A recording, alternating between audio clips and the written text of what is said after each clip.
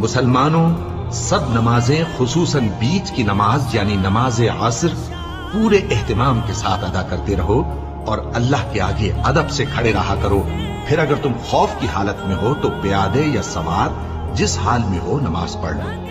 پھر جب امن و اطمینان ہو جائے تو جس طریق سے اللہ نے تم کو سکھایا ہے جو تم پہلے نہیں جانتے تھے اللہ کو یاد کرو.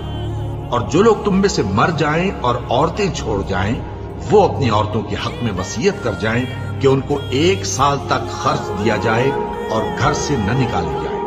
ہاں اگر وہ خود گھر سے چلی جائیں اور اپنے حق میں پسندیدہ کام یعنی نکاح کر لیں تو تم پر کچھ گناہ نہیں. اور اللہ زبردست ہے، حکمت والا ہے. اور مطلقہ عورتوں کو بھی دستور کے مطابق نان و نفقہ دینا چاہیے. پرہیزگاروں پر یہ بھی حق ہے.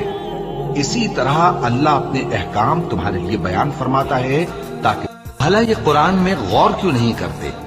اگر یہ اللہ کے سوا کسی اور کا کلام ہوتا تو اس میں وہ بہت سا اختلاف پاتے. اور جب ان کے پاس امن یا خوف کی کوئی خبر پہنچتی ہے تو اسے مشہور کر دیتی ہیں.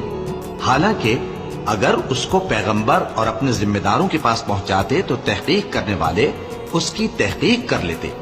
اور اگر تم پر اللہ کا فضل اور اس کی مہربانی نہ ہوتی تو چند آدمیوں کے سوا تم سب شیطان کے پیرو ہو جاتے.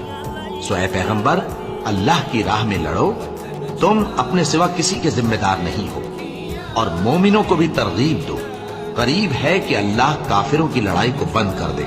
اور اللہ شدید ترین جنگ کرنے والا ہے اور سزا دینے کے لحاظ سے بھی بہت سخت ہے.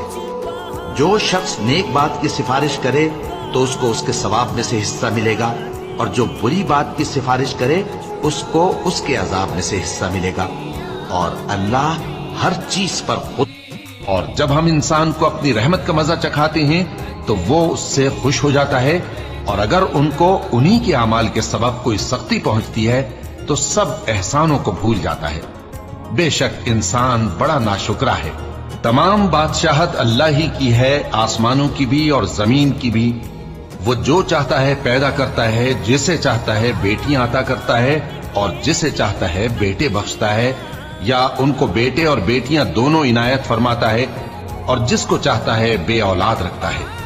وہ تو جاننے والا ہے، قدرت والا ہے. اور کسی آدمی کے لیے ممکن نہیں کہ اللہ اس سے بات کرے مگر وحی کے ذریعے یا پردے کے پیچھے سے یا کوئی فرشتہ بھیج دے تو وہ اللہ کے حکم سے جو اللہ چاہے القا کرے. بے شک وہ بلند و برتر ہے، حکمت والا ہے.